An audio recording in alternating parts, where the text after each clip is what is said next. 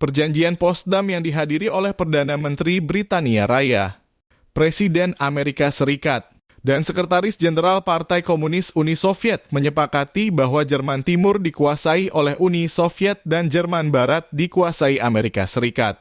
Amerika Serikat mengusulkan agar diadakan pemilu di seluruh Eropa Timur yang dikuasai Stalin, yaitu Presiden Uni Soviet, tetapi Stalin menolak keras usulan Amerika tersebut. Ini merupakan awal mula terjadinya Perang Dingin pembagian dunia setelah Perang Dunia II.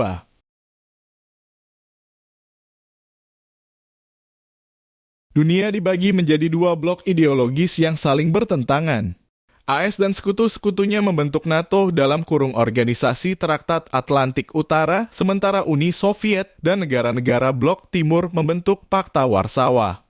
Doktrin Truman pada tahun 1947, Presiden AS Harry S. Truman menyatakan bahwa AS akan memberikan bantuan ekonomi dan militer kepada negara-negara yang berusaha menahan penyebaran komunisme. Ini menjadi dasar kebijakan penahanan AS. Marshall Plan pada tahun 1948, AS meluncurkan program pemberian bantuan asing Marshall untuk memberikan bantuan ekonomi kepada negara-negara Eropa yang terkena dampak Perang Dunia II. Tujuannya adalah untuk membangun kembali ekonomi Eropa dan mencegah penyebaran komunisme.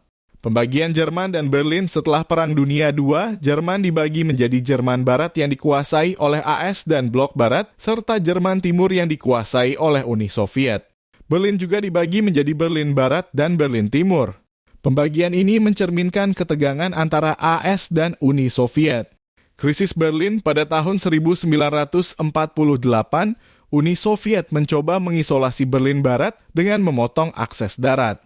Amerika Serikat dan sekutu-sekutunya merespons dengan operasi lift udara Berlin yang mengirimkan pasokan melalui udara selama lebih dari 1 tahun. Akhirnya, Uni Soviet mengurungkan rencananya. Perlombaan senjata selama Perang Dingin, AS dan Uni Soviet terlibat dalam perlombaan senjata. Keduanya mengembangkan senjata nuklir termasuk bom hidrogen serta sistem rudal balistik antar benua dalam kurung ICBM yang dapat menghantarkan senjata nuklir jauh ke wilayah lawan. Perang proksi Perang Dingin juga ditandai dengan konflik dan intervensi militer di negara-negara ketiga.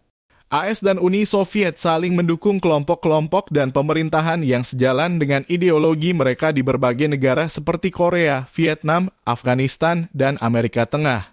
Detente pada akhir tahun 1960-an hingga awal 1970-an terjadi periode detente dalam kurung penurunan ketegangan antara AS dan Uni Soviet. Kedua belah pihak berusaha mengurangi ketegangan dan meningkatkan hubungan diplomatis melalui perundingan seperti Perjanjian Kontrol Senjata Strategis dalam kurung SALT dan Perjanjian Larangan Uji Coba Nuklir dalam kurung CTBT. Reformasi Soviet pada tahun 1980-an, pemimpin Soviet Mikhail Gorbachev mendorong perubahan dalam Uni Soviet melalui kebijakan Perestroika dalam kurung restrukturisasi dan glasnost dalam kurung keterbukaan.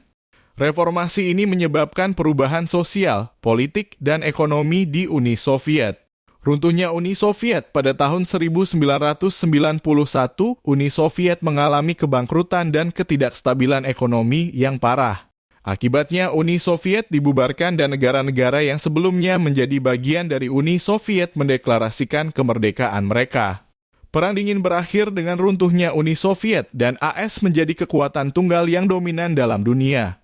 Ini juga menandai akhir dari konflik ideologi antara kapitalisme dan komunisme dalam skala global.